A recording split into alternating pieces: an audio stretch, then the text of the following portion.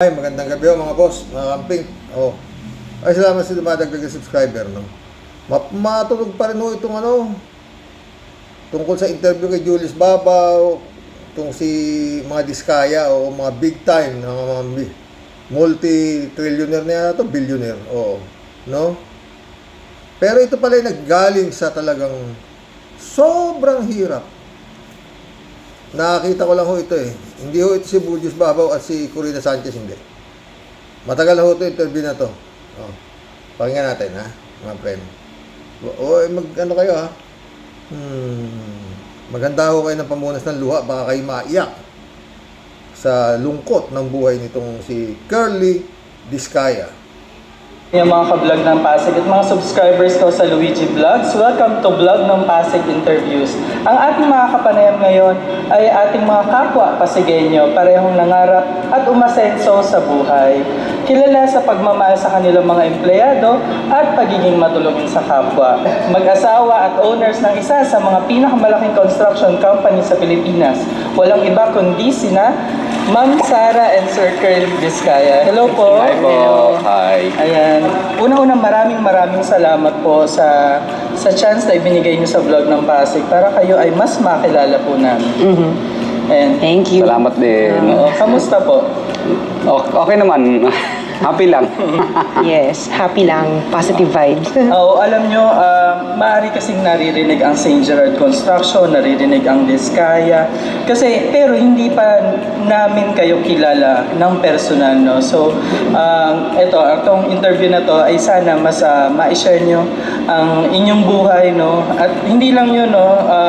Hindi sa panghimasok sa inyong personal na buhay, kundi para mas ma-inspire po kami at lalo na ang ating mga manonood. Thank you. Ayan.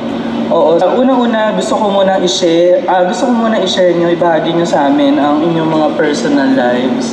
And Sir Curly, please tell us about yourself, your story. Kilala po kayo. Ito na malupit. Hindi ako interesado sa asawa kasi asawa eh. Mas may kaya eh. Pero ito si Curly talagang masyadong abang-aba, no? Ako pala si Pacifico Diskaya, pero kilala ako sa pangalan Curly Diskaya, nickname ko.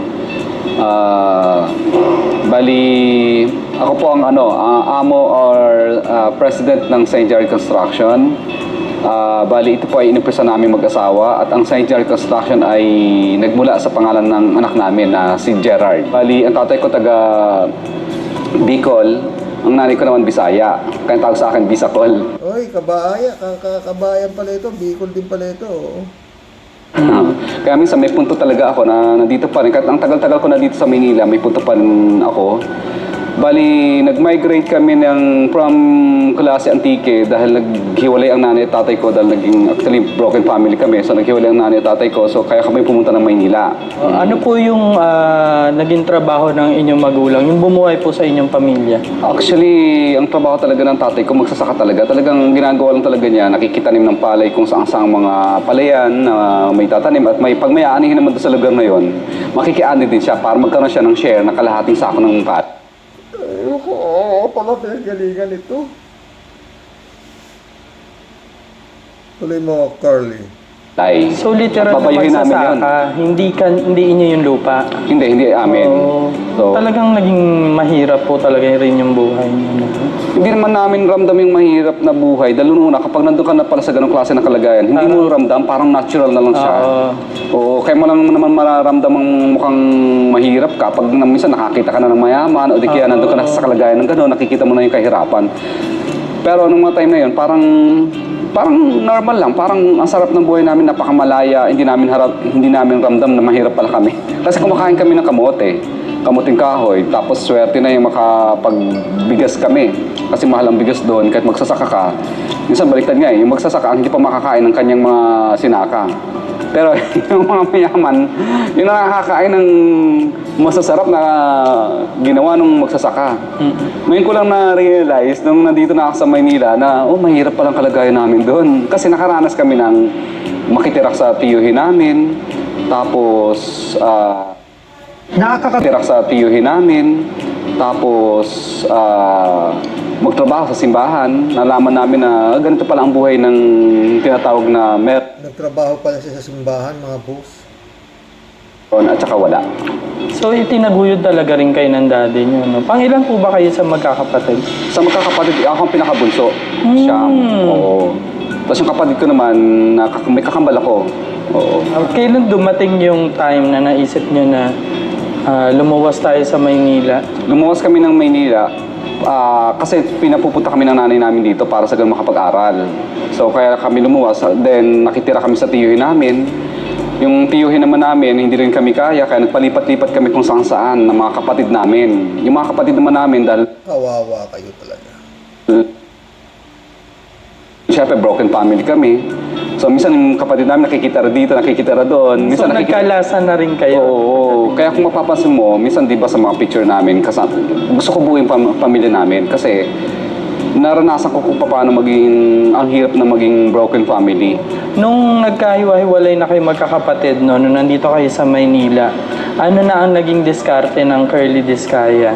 So, parang pumunta ako sa kapatid ko, sabi ko, kumusta dyan? Baka pwede namang mag-extra dyan bilang isang tagalinis lang din. So doon ako nag-start, tapos yung kapatid ko naman kinuha ng simbahan dahil Matayo balahibo sa buhay nitong kontratista na to ngayon. Big time, big time. tuwa yata sa kanila, pinag-aral siya ng high school hanggang college. So ako din, pinasok na rin ako ng tiyuhin ko bilang taga-linis din sa simbahan ng Pasig, janitor, sacristan mayor, at saka taga-linis, server, lector, commentator. Kapalit naman din doon, pag-aaral din ng college na. High school, PCC, nag-college din kayo? Actually, nung nagparal sa aming simbahan ng Pasig. Ngayon, sa PCC ako nag-aaral at yung kapatid ko naman, architecture naman siya, pinag-aaral din siya ng simbahan.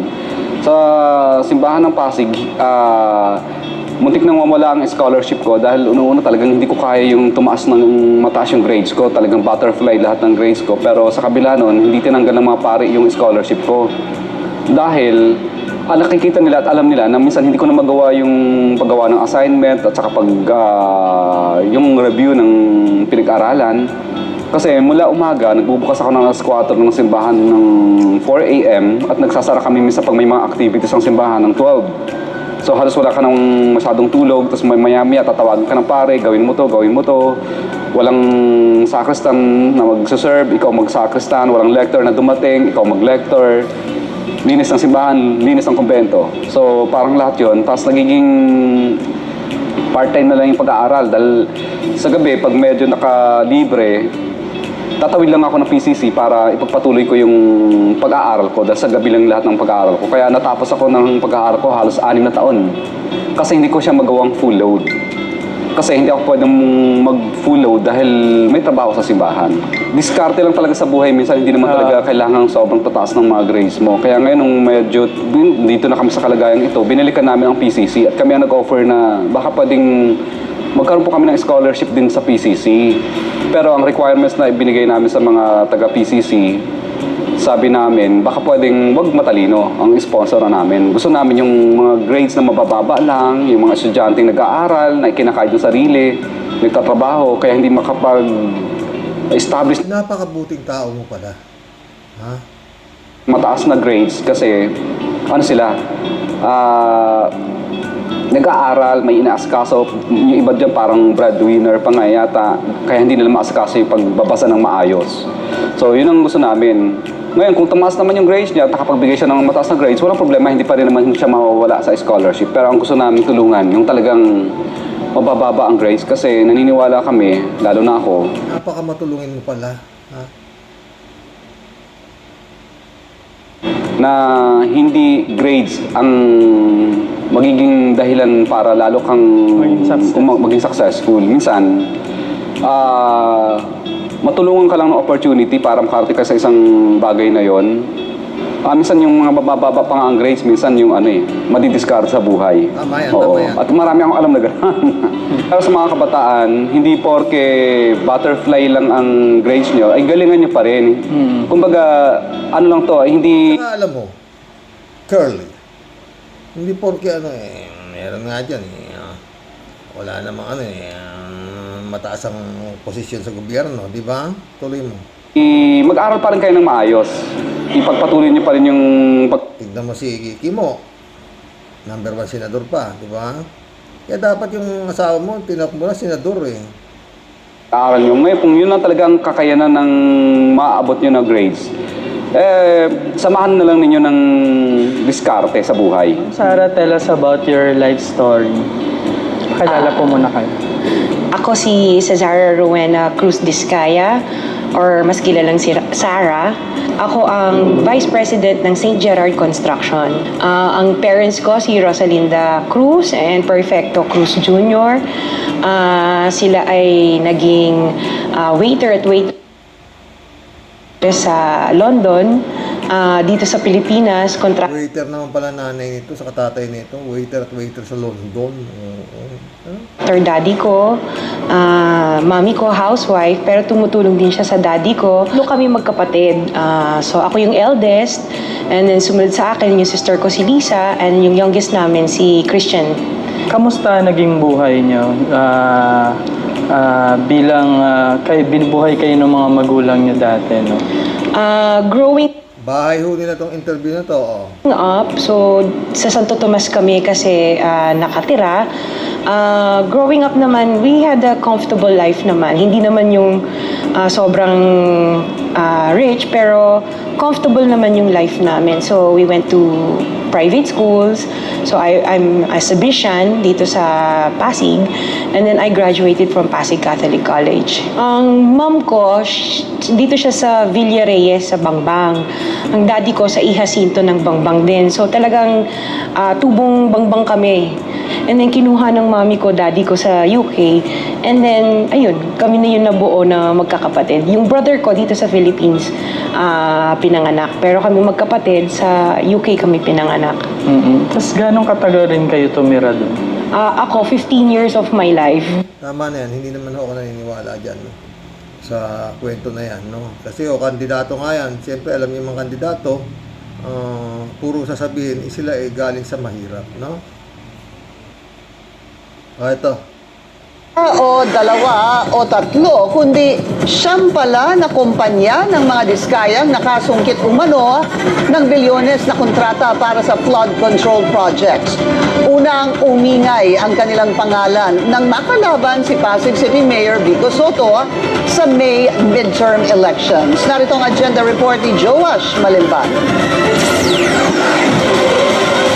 Tila nasa spotlight na naman ang kontrobersyal na mga diskaya matapos may ulat na ang top 2 and 3 sa 15 companies na nakasungkit ng mga flood control project ay pagmamayari umano ng kanilang pamilya. Yan ang Alpha and Omega General Contractor and Development Corporation na naawardan ng halos 7.5 billion pesos worth of flood control projects mula 2022. At ang St. Timothy Construction Corporation na naka-corner ng 7.3 billion pesos worth of contracts. Sa labas ng top 15 companies na inilahad ni PBBM, matatanda ang pagmamayari rin ng mga diskaya ang St. Gerard Construction na base sa sumbong sa Pangulo website nakatanggap din ng 2.3 billion pesos worth of contracts sa flood control.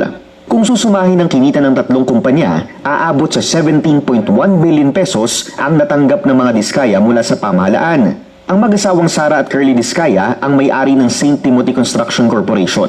Lumaban at natalo si Sara sa pagkaalkalde ng Pasig nitong nakaraang midterm elections. Post sa social media ng dating kalaban sa pwesto ng mga Discaya na si Pasig City Mayor Vico Soto, tila hindi lang tatlo ang kumpanyang hawak ng mga Discaya. Base sa calling cards na ito, at least 9 na kumpanya ang konektado sa pamilya. Bukod sa naunang tatlo, pagmamayari rin daw ng mga diskaya ang St. Matthew General Contractor and Development Corporation, Great Pacific Builders and General Contractor, YPR General Contractor and Construction Supply, Amethyst Horizon Builders, Waymaker OPC at ang Elite General Contractor and Development Corporation. Sa Facebook post ni Mayor Vico Soto, malalaman kung sino ang mga namayagpag ng mga kontraktor at mukhang iisa lamang ang may-ari. Attorney Claire Castro po to. Namayagpag sila noong nakaraang administrasyon hanggang ngayon. Kahit ano pa man ang gamiting pangalan ng inyong kumpanya, ang inyong trabaho ang susuriin at sa trabaho rin ninyo makikita kung may anomalya. Sa pagsusuri ng Billionaire News Channel, aabot sa halos 31.6 billion pesos o mahigit 6% ang flood control projects na posibleng hawak ng pamilyang Diskaya sa buong bansa. Base yan sa datos na nasa Sumbong Pangulo website. Ang masama rito, marami sa mga proyektong hawak ng kanilang pamilya. Tila wa-effect daw pagdating sa flood control. Paiimbestigahan pa ni Senator Erwin Tulfo ang Pasig River Esplanade Footbridge na pinondohan noong 2019 ng higit 284 million pesos. Pero makalipas ang 6 na taon, poste lang ang naitayo. Sa isang Facebook post ni Iloilo City Mayor Raisa Trenas naman, inilahad nito ang 2 kumpanyang nasa top 15 ni PBBM at pagmamay-ari ng mga Diskaya ay kabilang sa top 5 companies na humahawak sa major flood control projects sa kanyang lungsod. 4 dito, umaabot sa daan-daang milyong piso ang presyo ng kontrata, pero ani Mayor Trenas, either non-functional, nagsanhi pa ng baha o di kaya practically non-existent. Sinubukan namin kunin ang panig ng mga Diskaya, pero hindi pa sila sumagot sa aming mga mensahe. Ayon kay PBBM, patuloy ang magiging investigasyon. Dapat itong sakristan na ito, warrantless arrest na itong hayop na ito, saka na lang siya magpaliwanag. Huwag na nilang bitiwan to. Maraming pinatay ito eh. Oo. Ha? Maraming pinatay ito. Mga inanod ng baha, mga nagkaroon ng leptospirosis. Dapat itong mga hayop na ito dito sa hayop, sakristan na ito eh. Oo. Diyos ko. Walang hiya itong mga to. No? Pero alam niyo mga boss, mahina rin itong gago na ito eh. Pinakita yung kayamanan nila eh. Oo. Meron bang politiko na nagpakita ng ganyang karaming sasakyan, 100, 40 yung mga luxury cars na talagang ang gaganda? Walang ganung politiko. Tignan mo si Digong. Hindi mo na ito nagtanong kay Digong eh. Yung si Digong, maski bilyon-bilyon ng pera, kumakain lang sa karinderya. Di ba? At wala siyang bukang bubig. Kung hindi siya ay mahirap lang at walang pera. Pero itong Diskaya, talaga namang mahirap kami magsasaka. Nakikita nila ang tatay ko, ganito, naglilinis ako ng simbahan, sakristan ako, o ano-ano sabi niya eh, no? Oo. Matulungin kami, talo, di ba? Kala nila, madadaan nila sa drama yung taong bayan sa Pasig eh, di ba? Tuloy. Sa daan-daang bilyong pisong flood control projects ng kanyang administrasyon, lalo na't marami umano rito, nagiging instrumento para sa korupsyon ng ilang mga nasa kapangyarihan.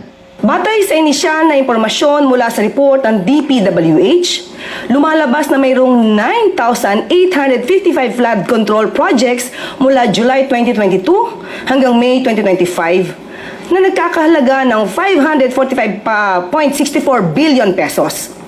Sa nasabing bilang, 6,021 dito ay may project cost na mahigit 350 billion pesos na walang specific na sinasabi kung anong klase ng flood control structures ang ipinatayo, inayos o nirehabilitate. Paghihikayat ng palasyo sa mga LGU at mga mamamayan, i-report sa kanilang website ang mga anomalya sa flood control projects sa kanilang mga lokalidad.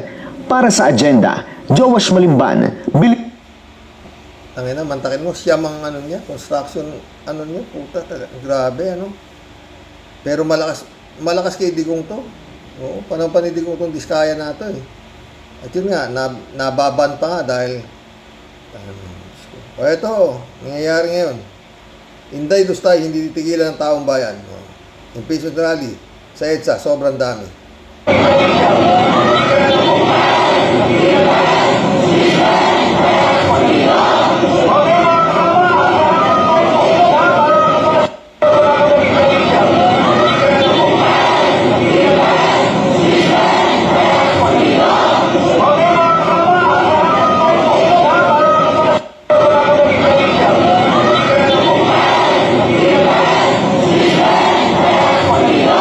Sana naman mahiya yung yung mga sumasalo dito kay Sara Dutay, O kalat ni, pampalamig ng ulo.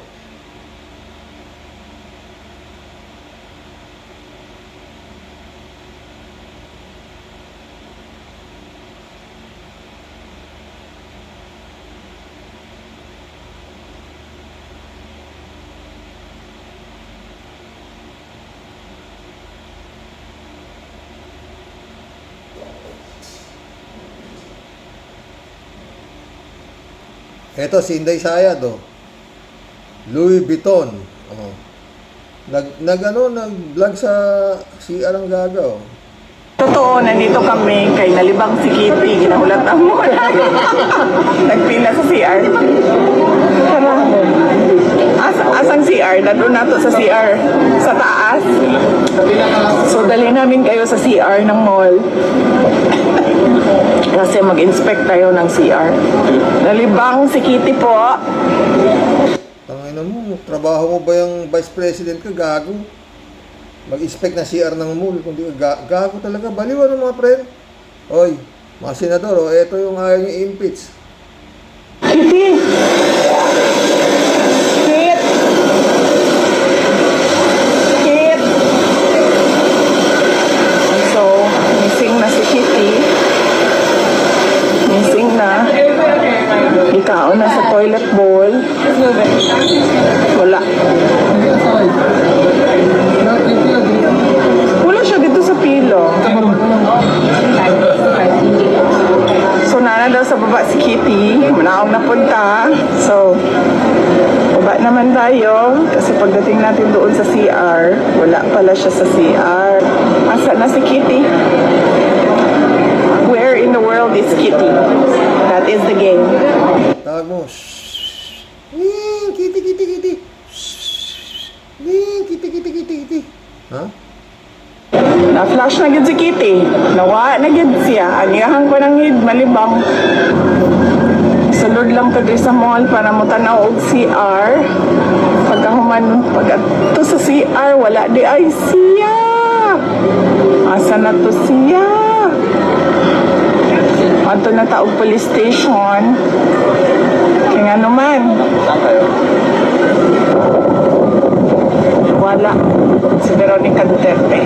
Niya na po ang nalibang. Hanggang pa kayo. Oh, kita ka na. Hi. Wapo ni siya naligo sa tinuod lang. Naligo ko. Masaya pa sila, no? Sa ano? Maski na halos sinusuka na sila, no? Masaya lang sila, di ba mga boss? Pa isa, yung mga walang yang kontratista, oh. Pag blacklist sa kontraktor ng Ghost Flood Control Project sa Baliwag, Bulacan. Oh. Na ni Pangulong Bongbong Marcos ang Sims Construction Trading matapos madiskubre ang isang ghost flood control project sa Barangay PL, Baliwag, Bulacan na kanyang ininspeksyon kaninang umaga.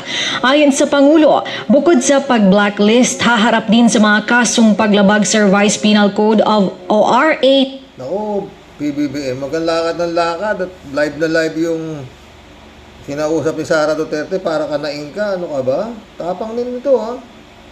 3019 o Anti-Graft and Corrupt Practices Act ang ilang opisyal ng gobyerno na nasa likod ng tangkang pagtatakip, pagbibigay otorisasyon at pakikipagsabuatan sa maanumalyang proyekto.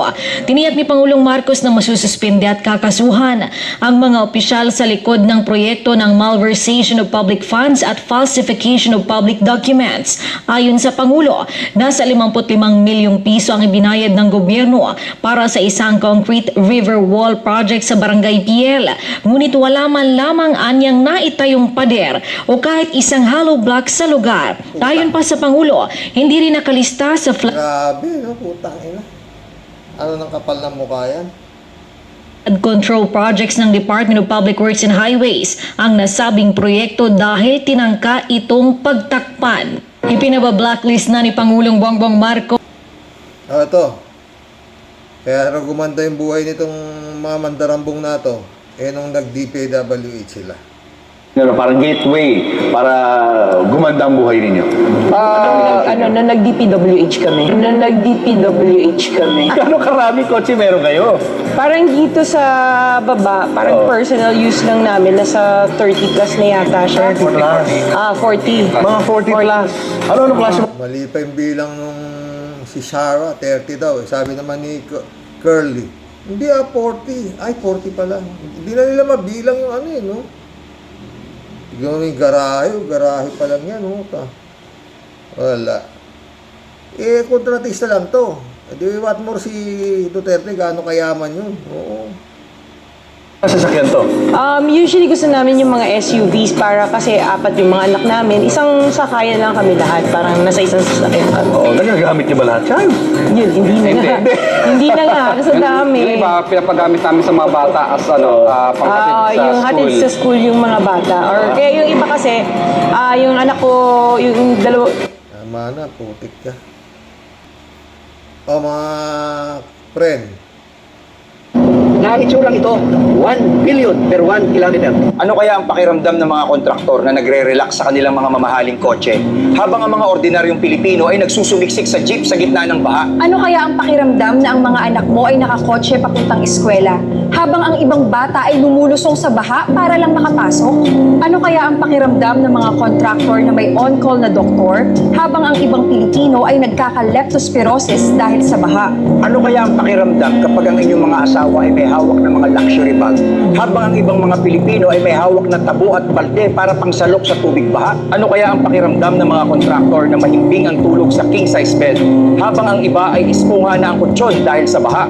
Ano kaya ang pakiramdam ng kumakain ng steak habang may mga Pilipinong gutom at ang kanilang pagkain ay lumulutang sa baha? Ano kaya ang pakiramdam ng mga kontratista na ligtas sa kanilang mga mansyon habang ang ibang mga Pilipino ay halos kailangang lumangoy papunta sa kanilang ikalawang palapag dahil sa baha? Naglilingkod kami at nagbabayad ng buwis ng tapat para lang nakawin nyo? Mahiya naman kayo! grabe no mga boss. Yan mismo na eh. Oo, kaya talagang ano na eh. Sa totoo lang mga boss, natutuwa ako dito sa mga TikTok na to. Oh. Konting ulan lang. Matalas ang pandinig ni Tambalolong. Pakinggan natin. Baha agad, pero seryoso. Nagtaka ka pa? Tumingin ka sa paligid. Kanal, may fishball stick, estero, puno ng milk teacup, sidewalk ban, para na ring basurahan on the go. Yes, sisihin natin ang gobyerno sa issue ng flood control fund. Pero ikaw din tong tumira ng chichirya tapos shoot sa kanalang balot. Kaya ayan, bumabalik lahat. Ang basurang itinapon mo kahapon, ngayon, kasabay mong lumalangoy. Sandali, ang kapal talaga. Nakarinig lang ng flood control fund, lumutang ka bigla, tambalulong ka. Bigla may nakarinig na flood control fund, bigla lumutang yung malaking buhaya. Putik yan. Ito pa mga boss, oh. ICC will deny renewed request for interim release. Duterte's legal team has renewed its request for its interim release from ICC custody. Duterte's lawyer, Nicholas Kaufman, said the unnamed state remains willing to accept him under any conditions set by the court. The defense earlier claimed it faced delays in gathering documents to support the request, but prosecutors counter that the move was inconsistent and aimed at stalling proceedings. Duterte is currently detained in The Hague on crimes against humanity charges linked to his bloody war on drugs. And now to help us understand the... Ito mga friend, no? Itong abogado nito si Kupalman, no? Kung ano to, no? Parang nananaginip. Interim release, no? Paulit-ulit. Pag yan ay nabigyan ng interim release, tama si Atty. Lubayan, no? Na nagkabayaran dyan. Punta na, crimes against humanity kaso, tapos gaano hirap. Inireplano pa yan. Mukhang umarkila pa Pilipinas para madala na yan doon. Dinakip talaga yan dito. Tapos pawawala ng ICC. Dahil sa request ni Kupalman. Posibleng mangyari yan. Mga friend. Sa palagay nyo. Tsaka kitang-kita naman kung gaano kalakas siyang Duterte rito. Tapos pawawala ng ICC. Bibigyan ng interim release. Wala dyan. Wala na akong kwenta talaga. Lahat na ulal ka, pati yung International Criminal Court na yan, palpak talaga yan. Puta na. Crimes against humanity. Kita naman nila kung gaano kalakas yung Duterte rito. Si Sara Duterte nga, pinipigil yung impeachment. Napapanood naman nila yan dun. Yung nangyari dito sa Senado, saka sa Korte Suprema, kikita nila doon. Tapos, malabo yan. Hindi tayo abogado, pero hindi man kailangan maraming utak dyan. Pag yan nabigyan ng interim release, puta na.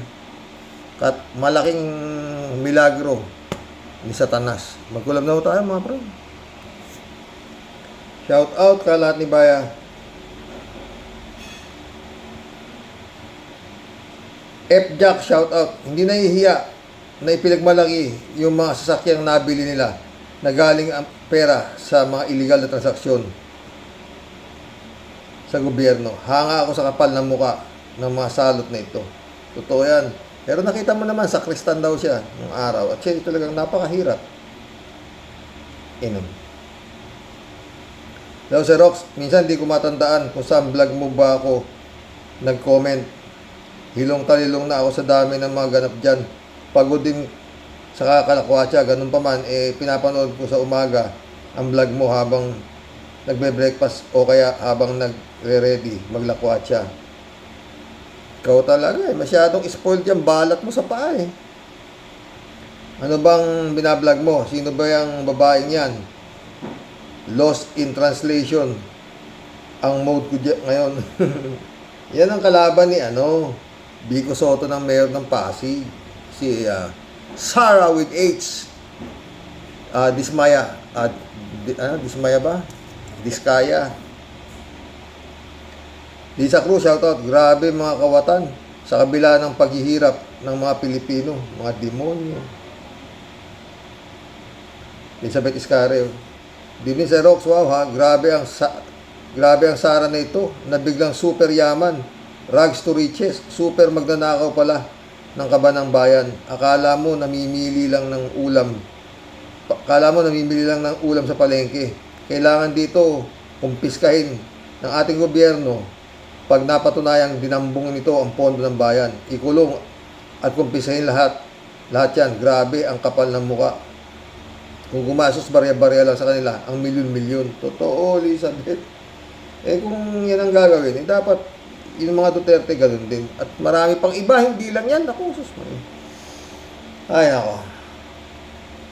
Tatapi ko sana si Stoits Bukas na. Sabi ni Mundo Cheng, saan naman galing ang lahat ng sasakyan na ito? At magkakano naman kayo ang mga kinikita ng mga mag-asawang ito? At ano naman ang trabaho nila? Dapat imbestigahan saan galing, malamang sa mga pagnanakaw sa sobrang kayabangan. Totoo yan, pre. David Alin Mendoza, shoutout. Ipinagyabang pa po na nagsimulang gumanda ang buhay nila, naging kontratista sila ng DPWH. Tanga nga Good evening po, Karox. Na disgrasya ang mga diskaya. Ipinagyabang pa ang kawalangyaan nila. Totoo. Pero raw siya, galing siya sa Kristan. Free J Show po, wow, ang daming kotse. Puro mga mahalin. Anong trabaho ng babaeng yan? At afford niyang lahat ng mga yan. Magnanakaw. Pag magnanakaw kang big time, yan ang Mundo Cheng, sa Pinas, pag nagnakaw ka ng maliit at maliit lang ang halaga at galing ka sa maliit na mamayan, kulong ka agad-agad. Pero halal kayang taong bayan at kagalang-galang ang iyong dating, bilyon-bilyon man ang iyong nakawin, saka ba ay okay lang at walang kulong, respetado pa. Honorable pa tawag, friend. Noel Tenko, shout out. Karoke, pagkatapos silang pagkaisahan ng pigilin ang impeachment dahil lang sa isang bagyo, lumabas ang mga pagnanakaw ng mga korap na senador. Kaya ngayon si BBM na ang liamado at makakasuhan na sila another divine intervention. Pero alam mo mga friend, may tanong dyan Bakit? Ilang taon na ba si PBBM? Magmula nung upo siya, taon-taon, may bagyo naman parati naman baha Ba't ngayon na biglang-bigla naman, di ba? Anyway, at least nag-imbestiga. Kaya lang, kailangan, PBBM, may maipakulong ka. Hindi yung puro galit ako, wala yun. Parang yung kagaya rin lang nung kay Sara Duterte. Na kung ano sinabi mo, wala rin. Di mo rin maipakulong. Di mo rin maipa-impeach. Di ba? DJ Show po nito. Xerox, kontratista lang ng babaeng yan at afford niyang lahat ng mga sakyan na yan. What tells you about her? Mga manong si Napoles po nahatulan na po ng 55 years in prison. Nagpakasasa kayo sa kayamanang alam ninyo na hindi galing sa tamang paraan. Diba? Si Napoles din ang nagpakasasa talaga sa kanyang sa kayamang galing sa pera ng bayan. Naalala ko pa ang anak niya nagpost sa FB niya ng naka-Porsche. Ayun, galing sa PIDA pala ang pinambili ng mga mamahaling kotse. But sabi nga natin, you reap what you sow. Kaya itong pamilya Vizcaya, hahabulin dito ng kapalarang inabot ni Napoles. Pero dapat yung mga ganyan, friend, sila Napoles, magkakanta na sila, turo na nila kung sino dapat ituro, di ba, Kibuloy? Mundo Cheng. Pagka walang nahatulan sa mga nagnakaw ng pondo tungkol sa mga baha, ano pang batas pa ang dapat paniwalaan pa sa atin mga babatas? Kung puro takipan na lang ang mga hayop kayo, mga PI, totoo. Yan, Linda Aquino. Kuya, hindi ako naglalaway sa maraming sasakyan. Nahihilo ako at kinikilabutan ako. Totoo. Curveball, shout out. Apaw at lumalangoy na sa pera pero gusto pa mag-mayor. Bakit? Kasi mas magaling mahusay at mas matino siya kaysa kay Mayor Vico. Inspiring daw kasi story nila, sabi ni Julius Babaw. Kaya nga, 10 milyon daw binayad doon kay Julius Babaw, di ba? Tsaka kay Corina Sanchez. Mundo check daw. Lalating ko na kayong mga taga-gobyerno, puro kayo mga magnanakaw, dapat lang na palitan na kayo lahat, isama pati Pangulo na puro lang dada, kulang sa aksyon. Galit na. David Alin Mendoza. Kaya nga po lahat gusto na sa gobyerno para maging legal ang pagnanakaw nila. Totoo yan, David. Honorable pa, di ba? 3J show ulit. Mga walang konsensya, samantalang ang mga tao nagkakamatay pag bumabaha. Yung pala, ang pera para sa flood control pinambili ng mamahaling kotse. Sa bagay, wala yan sa mga nakurakot ng mga senador, congressmen, at ng mga politiko. Dati 1,000 lang ang nakawan sa gobyerno. Naging milyones at panahon ni Gloria at Erap. Ngayon, bilyon na. Samantalang ang mga Pilipino naghihirap. Tama yung sinabi ng basketball player na si Kramer na name. Ang name, the Philippines is not a poor country. Totoo naman. Kaya naghihirap ang mga Pinoy dahil sa mga katulad nitong mga Vizcaya at mga politiko. Ayan na nga si Quezon de Bola ang kanyang ginawang insertion sa 2026 budget, di ba? Wala talaga. Joselito mabait, shout out. Kaya talagang dapat ang tao, ang militar, huwag kayo magpagamit. Ay na kayo. Mundo Cheng, dapat lang lahat ng yaman ni Digong ay kumpiskahin ng gobyerno. Ganon din yung mga politikong biglang yaman at bitayin, di ba?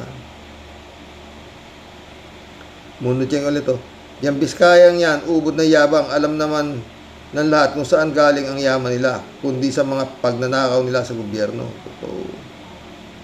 3J Shop ulit, Xerox, proud na proud pa yung babaeng yan sa mga koleksyon nila ng mamahaling sasakyan. Talagang pinagmamalaki pa niya kung saan niya in-order yung mga sasakyan. Wala sa Pinas. Nakakangit-ngit, nakakasuka, nakakagalit ng gusto. Mga walang hiya. Akala mo naman sarili nilang pera ang pinambayad sa mga sasakyan na yan. Aber, na-audit ba sila ng BIR? Sige nga, tignan natin ang income nila at afford nila, mga yan. Di ba? Pinabi na kung gaano sa kalaman. Siyam ang kanyang construction company po tayo na. Mundo Cheng ulit. Oy, BBM, pagka hindi mo binigay si Kibuloy, sa US ay isa kang tuta rin ni Digong at konsentidor na hindi ka na rin pagkakatiwalaan. Pwes, ewan ko ba dyan? Mundo Cheng ulit, Rimulya, ano na nangyari sa mga kaso ng Bantag at ni Bantag, Atong Ang at iba pang palabo na ng palabo, ha? May bala ka pang maging ombudsman. Konting hiya naman. Mundo Cheng ulit, lahat ng mga nakaupo sa gobyerno ay may mga sakit na sa utak sa pagnanakaw. Pag hindi nakapagnakaw, sila ay mamamatay, mga PI. Oo. PJ Shop ulit, well, Sir Rox, nag-uumpisa na ang mga gumulong ng hustisya para sa biktima ni Gibbs. Mga biktima niya sa Pinas at sa ibang bansa. Kapag naibiyahe si Gibbs sa US, Sir Rox, hindi ako abogado ha, pero sa katwiran ni Toryon, ay dapat daw tapusin muna ang kaso ni Gibbs sa Pinas bago extradite sa US. Katwiran ng bobo ha. Katwiran ng bobo yan ha. Sa Pinas, una, aabuti niya ng siyam-siyam ang kaso sa Pinas bago maumpisahan man lang. Kung hihintayin ng US ang Pinas na tapusin ang kaso ni Gibbs, walang wentayan. Ang dapat nga isuko na sa US si Gibbs. Dahil sa USA, mabilis ang trial. Walang suhulan at walang palakasan. Kaya pag nalitis si Gibbs sa US, mas mabilis siya makukulong at matatapos niya agad ang kanyang sintensya. Tapos kapag natapos na ni Gibbs ang kanyang sintensya sa US, saka ibalik sa Pinas at ituloy ang kanyang kaso. Kasi by the time na matapos si Gibbs sa kanyang sintensya sa US, tama-tama mauumpisa na sa Pinas ang kanya namang kaso. O di ba? Yun nga eh. Buti pa ako hindi ako nag-aral na bugis siya. Alam ko ang calculation ng andar ng kaso sa US at Pinas. Oy, Toryon, mag-aral ka nga muna. Kayo ni Kimo, Nanlo. Bugago yan si Toryon. Ano ka ba? Ha? Friend, Shervin Sapeda, shout out. Christian Sen, July 7, Alcantara, shout out sa inyo mga bossing. Annalisa Apolinar, shout out ha. Ay, ako. Binimpong Basya ko. Hindi po siya naging inspiring para sa akin, Sir Rox. Sobrang kayabangan po. At grabing wala pong kahihiyan sa Diyos at sa taong bayan. Habang sila po kumakamal ng katakot-takot na kurakot na lumalamon na gamit ang gintong kutsara, yun naman pong mga kababayan natin inaanod ng baha at nagdidildil ng asin. Totoo yan. Proud na proud pa siya sa sobra nilang kayabangan. Alam mo ba, Sir Rox, ang bayad lang po ng tax sa pag-import ng bawat isang sasakyan na ini-import nila kayamanan na po at pwede na po makapagpatayo ng isang matatawag mo pong mansyon ng isang kawawang kababayan po natin. Totoo. Pero Sir Rox, ang Diyos po ay talagang marunong po sa lahat. Kung akala po nila araw-araw ay piyesta, Sir Rox, ewan ko na lang po kung matapos niya pong ihulog po ang sarili niya sa kumunoy dahil nga po sa sobra niyang kahambugan sa katawan.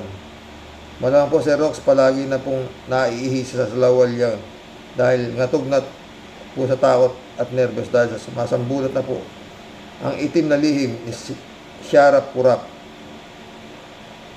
Ba't ganun po, Sir Rox?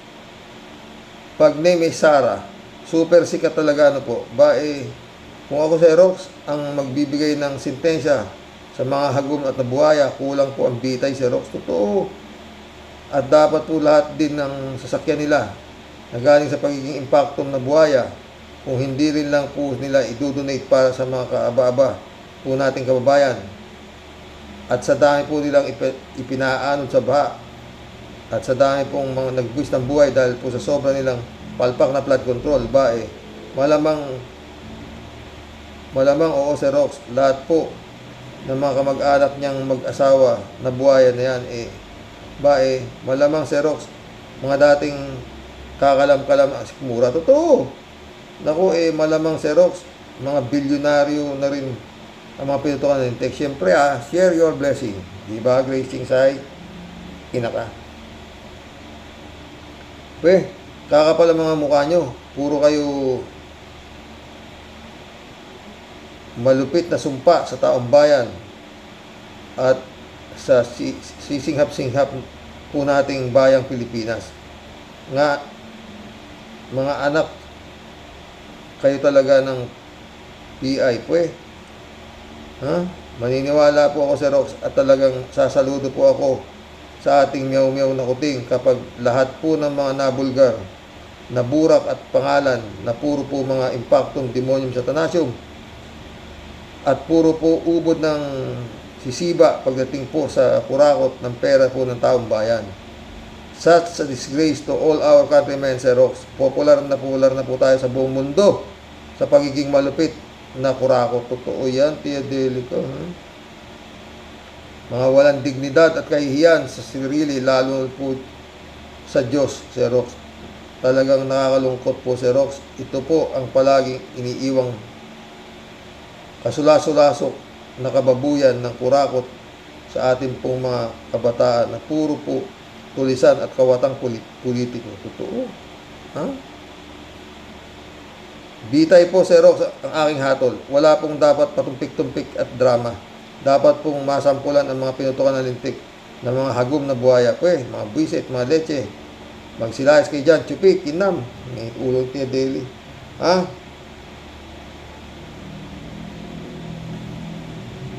David Aling Mendoza sumagot. Hindi nga po inspiring yung buhay ng mga disgrasya, disgrasya pala, puro kayabangan lang ang naririnig natin sa kanila. Para bang ibig nilang mangyari ay gumawa ka ng magkatiwalian o kawalangyaan para umasenso ka sa buhay. Totoo. Diba? Ano gusto nilang mangyari? Diba? Michael Edwin, Mike, shout out my friend. Pastor Yun Lagon, shout out Erlinda Aquino, Kuya, gaya ko, may sakit po ng akong cancer. Hirap na hirap akong makahingi sa DSWD at sa PCSO ng pang-chemo. Ang dami naming nakapila, gutom at pawis ang dinadanas namin. Tapos, ang mga hayop ng mga politiko, ninanakaw lang nila ang pera ng bayan at nabubuhay bilyonaryo sila. Totoo yan, friend. Erlinda Aquino ulit. Kuya, sa tingin ko, nahawa na si PBBM sa katangahan ng mga DDS. God bless, Kuya. God bless, Erlinda Aquino. Friend Shervin ulit. Kung hindi po bibitayin, Sir Rox, lahat po ng mga sangkot sa anomalyang korupsyon, dapat makita po ng taong bayan, seryoso po si Miyaw Miyaw Kuting, na mapanagot po silang lahat na dapat po may nakulong.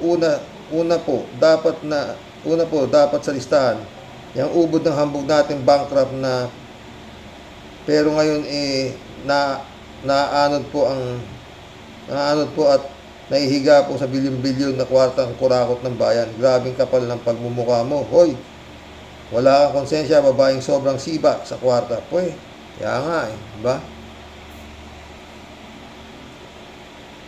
Manucheng ulit akala ko ba may kasong plunder at huhuli na ng ICC si Sara? Bakit naniniwala pa kayo na pwede pa siyang kumandidato sa 2028? Pakilinaw nga ninyo. Ewan nga sa mga tanga na yan.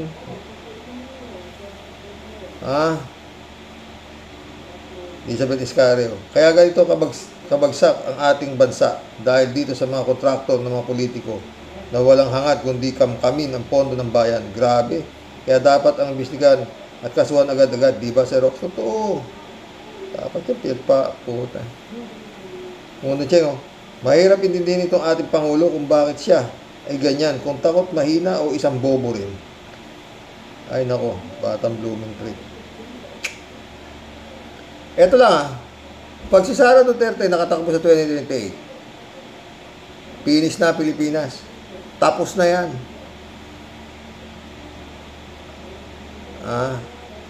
Pinatutunayan lang na talagang itong gobyerno nito si PBBM weak. Tangina. Lahat ng ginawang pambabalahura sa'yo eh. Yan lang si Kibuloy, hindi pa maibigay.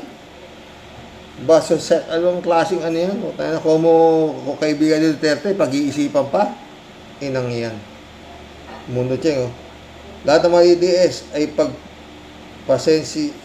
pasensyahan na ninyo dahil silang lahat ay kulang na kulang sa pag-iisip at may mga lahing baliw. Totoo yan, pre. Said, shout out. Nadali mo, sir. Totoo. Brother Ludovico, shout out, ha. Blessed morning, Karox, and to all warriors watching from Edmonton, Alberta, Canada. Stay safe and healthy. Ikaw din, ha, friend.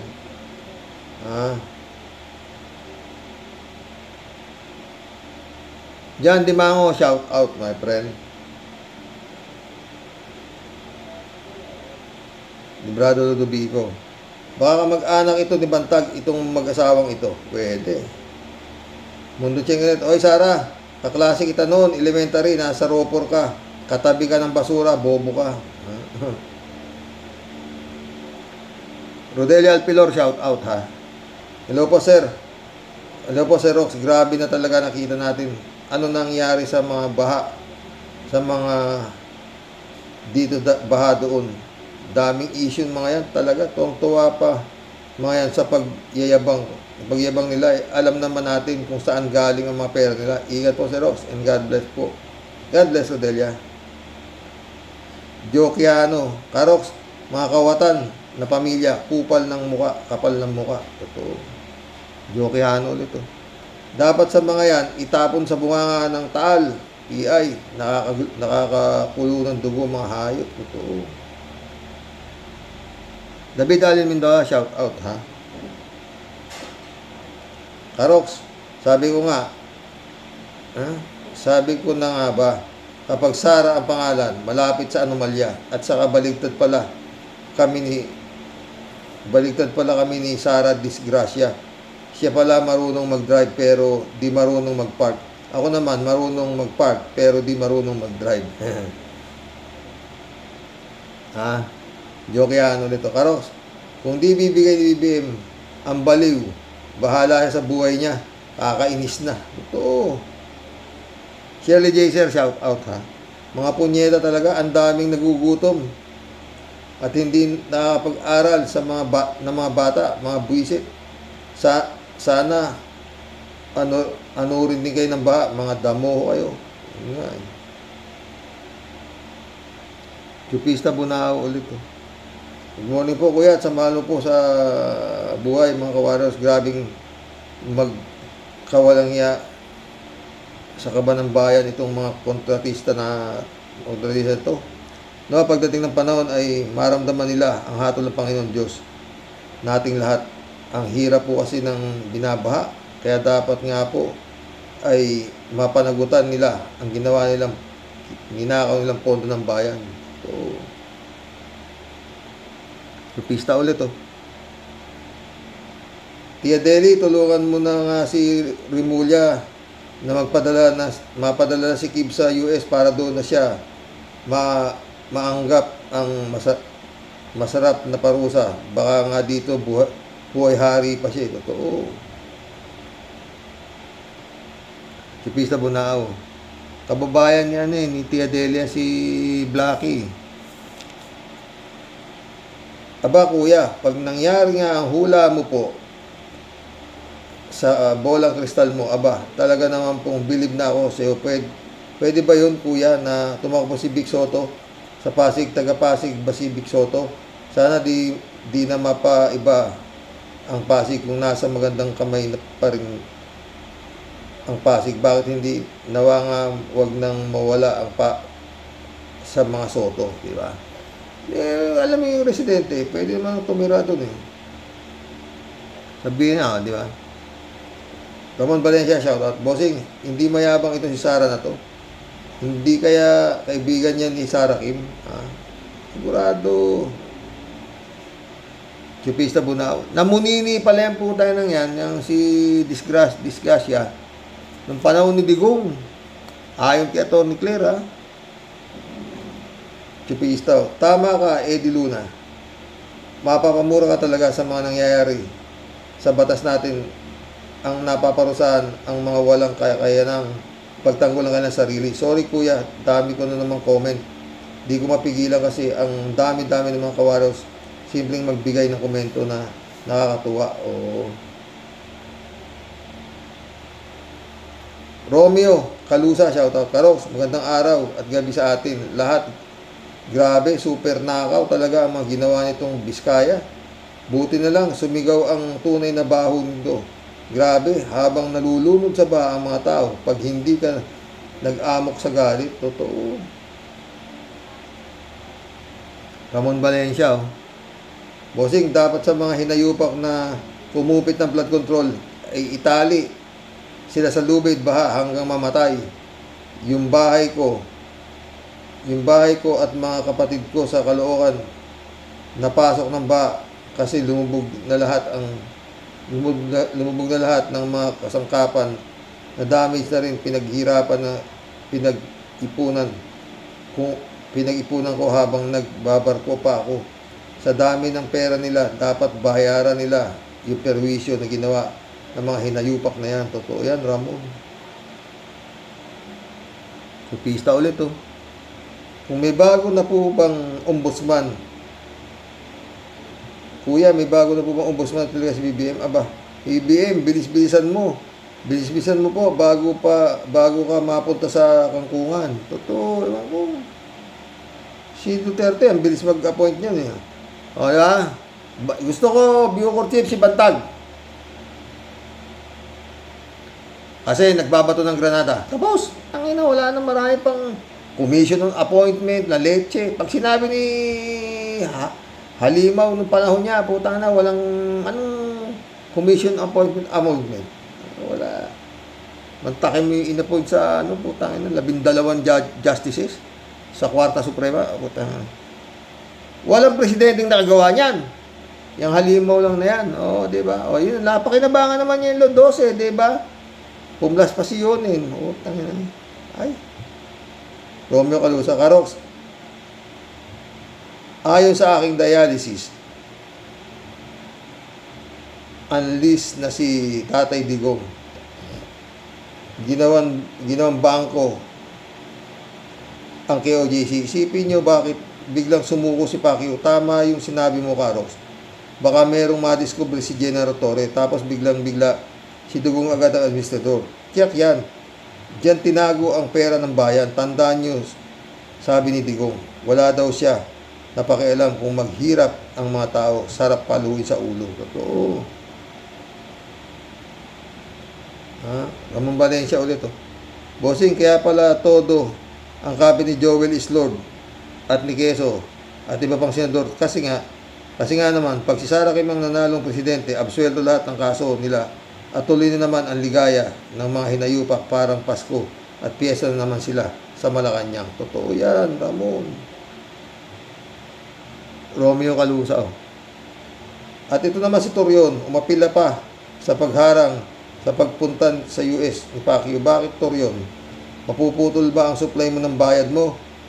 Bigyan kita ng tip para may trabaho ka. Total naman, pagkapagtanggol ka ng magnanakaw, puntahan mo si Biskaya. Aba sayang yung attorney. Ikaw din, unahan ka dito, Pacquiao.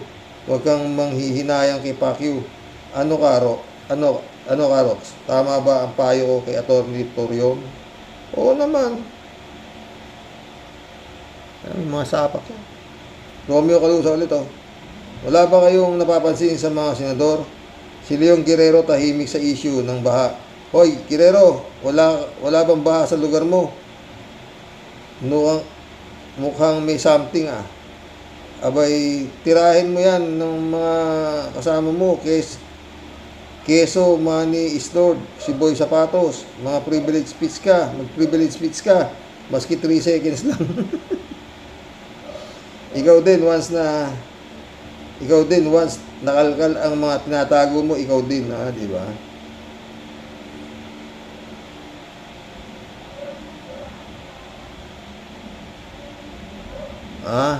Isang oras na tayo, mga pre, no? Eddie Luna, shout out. Hello, Karok. Siguro sinusubukan pa tayo ng Panginoon Diyos tungkol sa politika. Binigyan tayo ng presidente na sobrang bait. Papatay na siya. Nakatawa.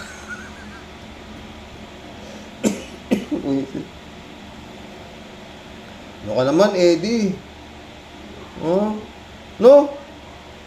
Hello, Karok. Siguro sinusubukan pa tayo ng Panginoon Diyos tungkol sa politika. Binigyan tayo ng presidente na sobrang bait. Papatay na siya. Nakatawa pa din. Tapos, binigyan din tayo ng presidente na matapang. Ang problema, sumobra naman ng walang hiya. Pati Diyos, kinalaban. Diyos ko po. Yun nga eh. Ikaw naman eh. No? Papatay na ba? Nakatawa pa? Jane Labay na, shout out Sir Rox. Yan pala yung Biskaya. Wow. Simula daw nang nag-DPWH siya, yumaman sila. Now, it tells you where their yaman came from. O, diba? Tanga nga eh. Tanga-tanga eh. Dapat ginaya mo si Digong, tanga-tanga mo. Ang dami yung pera eh. Kakain ka sa karinderya, ha? Tsaka magsusuot ka ng sinelas na napuputol. Reynaldo Gonzalez, shout out. Ang babaw mo, Julius Babaw. Ayun lang. Mary Lebron, shout out, Marilo Pabianak, shout out, Blessed morning po tayo sa mga kawaryos. Sabi nga, bumili ka na lang, bumili ka lang ngayon sa needs mo, pero kung want mo, needs mo, pero kung want mo lang, no reason na ipundar mo at ilagay sa umaapaw na koleksyon ng cars sa car park. Obsession na ito. Nakakalungkot na habang ang mga kababayan ay walang matulugan at naglalakad kasi sa walang pamasahe, pero heto at nakahimlay sila sa karangyaan. Kahit yata dito sa abroad walang ganyang karaming sasakyan, pero kapag dumating ang karma sa pagkuha nila ng kaba ng bayan, isang matinding baha lang, wash out na yan. Tunay na larawan sila ng namamayani ang pagiging materialistic. Nawa ay magbalik na sila sa kabutihan loob. Anyway, sure na hindi lahat nakakuha sa pinaghirapan ng patas yan. Tulad ngayon, naglilitawan ng mga palpak na ginawa ng mga construction nila. Repent before it's too late. God bless us, our kawawang bansa. Totoo yan. Eddie Luna ulit. Karoks, hindi na kayamanan yan, kayabangan na yan. Tama ka. Ang sarap pagpapatayin ang mga ganyan. Maraming tao na Pilipino kahit asin hirap na pambili, pero siya halos hindi alam kung saan ilalagay ang pera ng naninakaw. Totoo yan. Eddie Luna ulit. Karoks, magandang gabi sa iyo dyan. Kung patas magnegosyo mga yan, tatanda na lang mga yan, hindi nila makukuha ang ganyang kayamanan. Siraulo na lang ang maniniwala sa mga hayop na yan. Eddie Luna, Australia, Brisbane. Salamat, Karox. Mabuhay ka. Mabuhay, Eddie Luna. Eddie Luna ulit. Paluin mo kaya ng baseball bat sa ulo.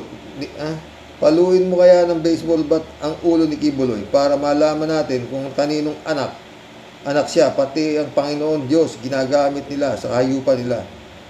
Yun nga eh. Romeo Calusaw. Karox, may kaibigan akong Aprikano. Nagtatanong sa akin, gusto niya raw makatikim ng Pinoy. Tanong ko sa kanya, anong gagawin ninyo? Nilagang tao kasi nga, parang kanibal itong kaibigan ko. Alam mo, Karox, sawa na raw sa nilaga. Gusto daw nilang magdaing. Masarap idaing ang mga kurap na politiko. Malasa daw, lalo na busog sa pera. Ano sa palagay mo, Karox? Mag-export na tayo ng mga kurap papuntang Africa. Romeo ulit, Mukhang tama ka, Karox. Kaya pala nag-resign si Sara. Gaya ng sinasabi niya na amoy alak si PBBM. May kwarto, may alak. kaya pala nagwawala si Sarah, hindi napagbigyan. Tama ba ang dialysis ko? Minsan, Karos, nakakalibang ang mga comment natin. Minsan masaya pero marami ang nakakainit ng ulo sa mga topic. Totoo yan, Romeo. Ha? Oy, mission accomplished mga friend. Hanggang bukas muli. Shout out, pare Relly Asisio. Ay, nako. Buhay. Kawawa. Pilipinas. Puta. Dasal. Paulit-ulit. Ito po ang impyerno. Yun po ang langit. Ito rin ang paraiso. Merong mga demonyo na naghahari sa Pilipinas sa ngayon. Alam niyo kasi mga demonyo na yan, no? Walang sawa sa pera. Sino-shortcut na nilang mabuhay ng masarap. Total, hanggang dito na lang naman sila sa lupa. Tingnan nyo,